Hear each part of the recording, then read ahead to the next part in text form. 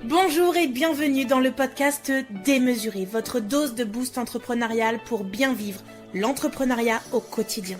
Je m'appelle Marjorie Estevenet, je suis ancienne gestionnaire de clientèle en banque. Il y a quelques années, je me suis échappée des agences bancaires pour vivre librement, me réaliser à travers ma créativité et devenir ce dont j'avais toujours rêvé, chef d'entreprise sur le web. Aujourd'hui, je ne regrette pas du tout cette prise de risque tellement je me sens épanouie et accomplie puisque depuis mai 2020, j'accompagne les femmes entrepreneurs à passer à l'action pour pouvoir communiquer de façon stratégique et authentique pour vivre sereinement de leur business avec efficacité.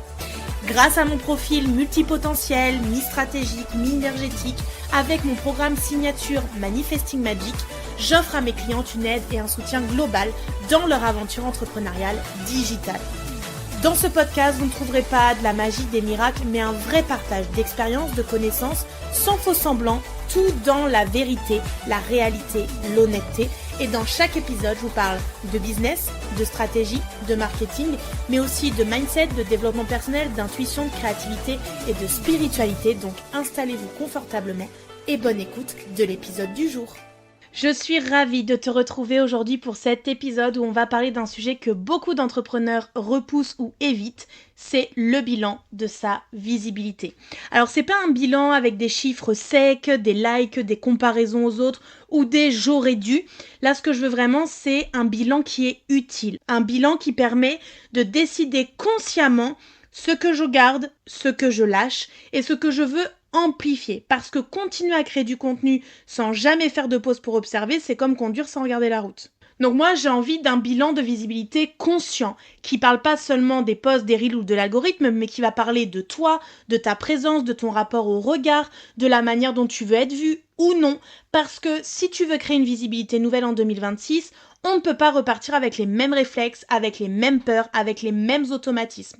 Donc si tu écoutes cet épisode aujourd'hui, c'est sûrement parce que tu as beaucoup donné, tu as beaucoup créé, mais que tu sens que tout ne mérite pas d'être amené avec toi pour la suite. Et c'est là-dedans qu'on va faire du tri ensemble. Déjà, ce qu'il faut qu'on recadre et qu'on remette au centre de la discussion, c'est ce qu'on appelle la visibilité et ce que ça n'est pas. La visibilité, ce n'est pas poster plus, c'est pas être partout, c'est pas suivre toutes les tendances, ni se montrer tout le temps. La visibilité, c'est être perçu comme clair, comme lisible, comme désirable par les bonnes personnes. Et ça ne se mesure pas uniquement avec des chiffres. Tu peux avoir peu de likes, tu peux avoir peu de commentaires, mais des messages privés hyper qualifiés. Et c'est mon cas. C'est ce qui me permet d'ailleurs d'échanger avec mes clientes, d'avancer avec elles, etc.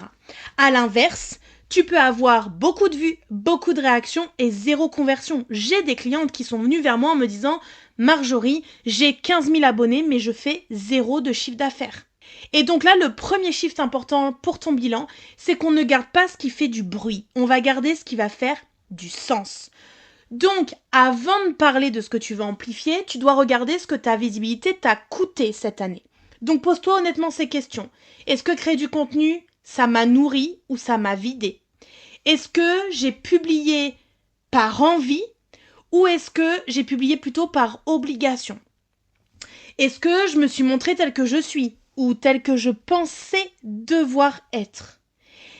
Une visibilité qui t'épuise, c'est pas une réussite. C'est un signal il y a quelque chose à modifier. Et beaucoup d'entrepreneurs ont été visibles, mais au prix de leur énergie, de leur clarté et aussi de leur plaisir. C'est ce qui s'est passé pour moi en mai 2023. Quand je suis arrivée en Corse et que mon corps a complètement lâché.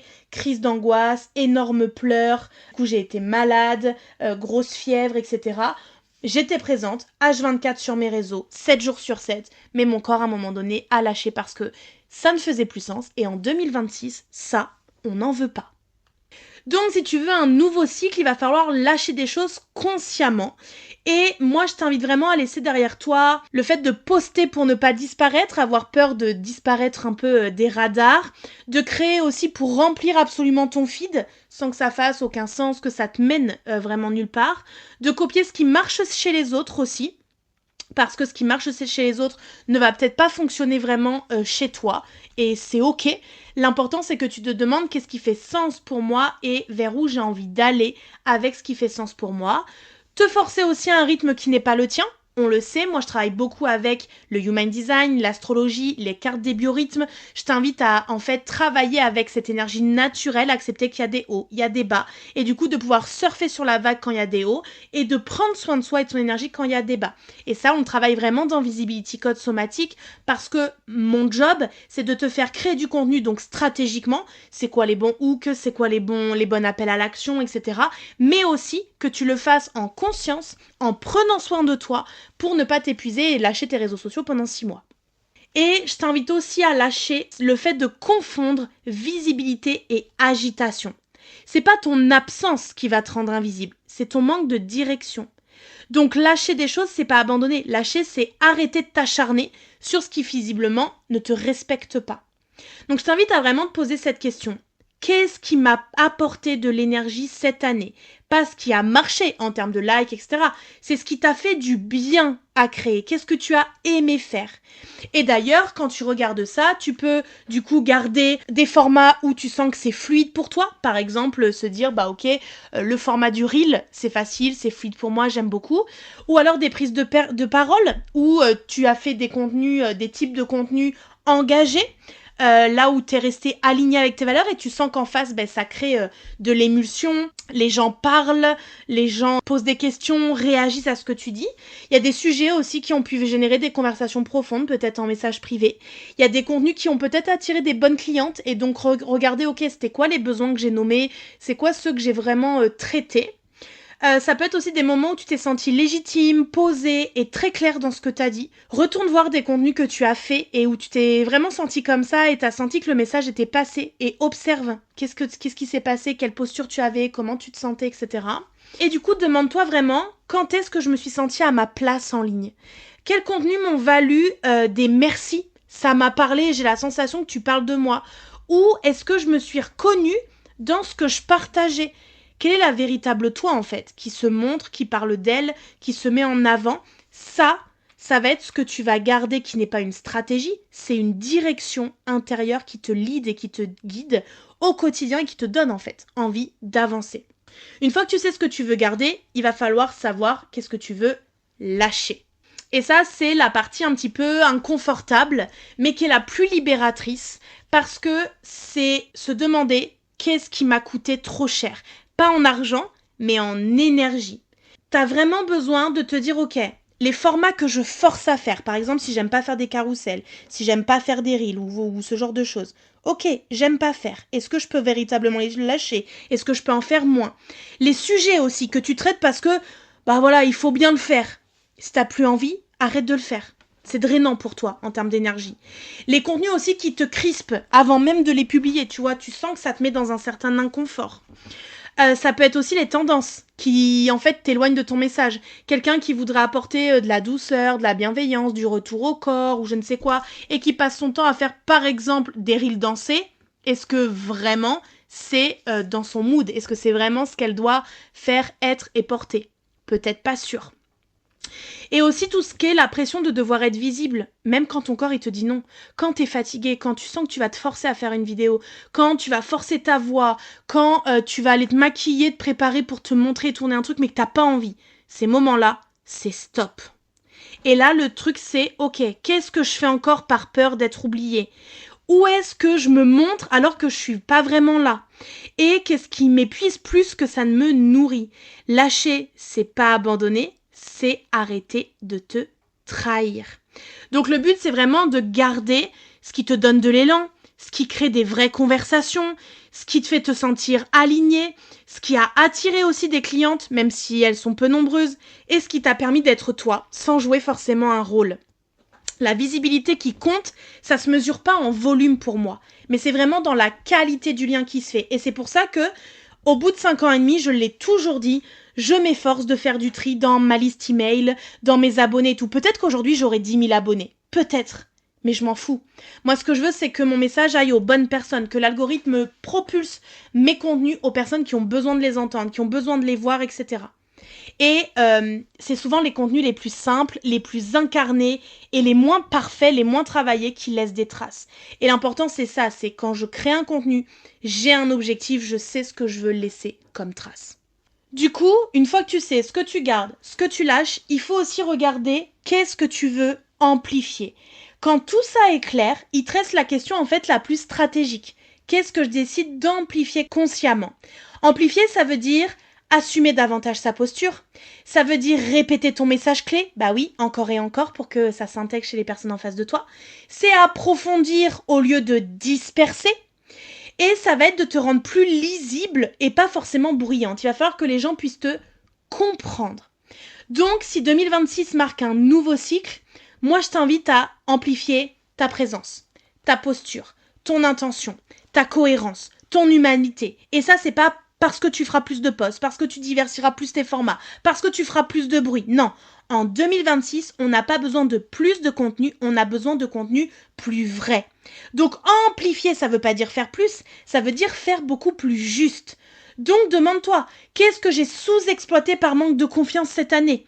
Quel est le message qui mérite d'être porté encore plus fort?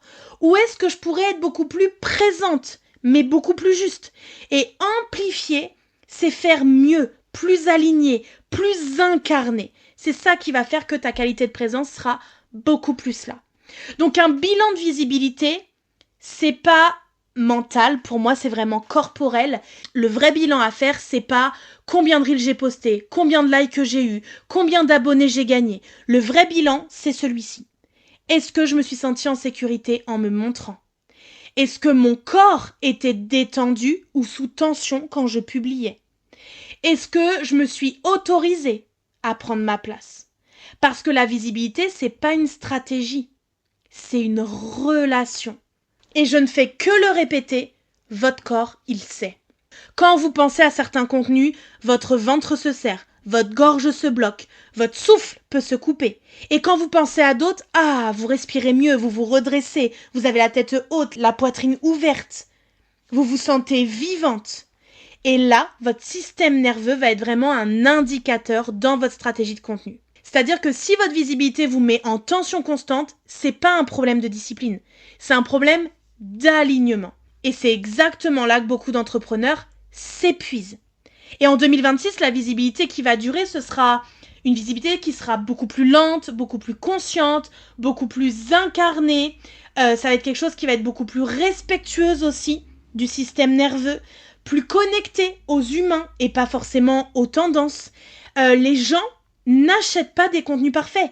Ils achètent une présence dans laquelle ils se sentent en sécurité, dans laquelle ils se reconnaissent. Quelqu'un qui leur fait miroir, qui leur fait écho, qui leur fait avoir une prise de conscience, une idée. Et donc là, si tu fais ce bilan et que tu te rends compte que tu as besoin d'une structure, que tu as besoin de clarté, que tu as besoin de cohérence et surtout d'une visibilité qui va respecter ton énergie, c'est exactement pour ça que j'ai créé Visibility Code Somatique qui est en promotion avec 180 € de remise immédiate et la possibilité de payer jusqu'en 12 fois sans frais supplémentaires jusqu'au 24 décembre à 20h. Parce que créer du contenu, ça ne devrait pas être un combat. Parce que se rendre visible, ça ne devrait pas être violent. Parce que ta visibilité doit te soutenir et pas te crisper. Donc dans Visibility Code Somatique, on travaille, oui, la stratégie, mais on travaille aussi le corps, le système nerveux, la posture, la relation au regard des autres, la manière d'habiter ta présence pour que ta visibilité, ça devienne un espace plus sûr, autant pour toi que pour les personnes que tu veux attirer. Donc Visibility Code Somatique, c'est exactement l'espace que j'ai créé pour ça, parce qu'on n'y apprend pas à poster plus, à forcer ou à rentrer dans des cases, on y apprend à comprendre comment tu fonctionnes, créer depuis cet espace régulé à l'intérieur de toi, à poser une stratégie très claire et durable, à te rendre visible aussi sans te cramer énergétiquement et à attirer sans forcément te suradapter à tout le monde et en étant toi en fait, tout simplement. Ça, c'est un programme pour les femmes qui veulent une visibilité qui soutient leur business et pas une visibilité qui les épuise. Et si tu devrais retenir une seule chose de cet épisode, c'est que ta visibilité n'a pas besoin d'être parfaite. Elle a besoin d'être juste, c'est-à-dire au bon endroit, de cibler au bon endroit, au bon moment. Alors garde ce qui te nourrit, lâche ce qui te vide, amplifie ce qui te ressemble et surtout, arrête de croire que tu dois tout emmener avec toi pour avancer.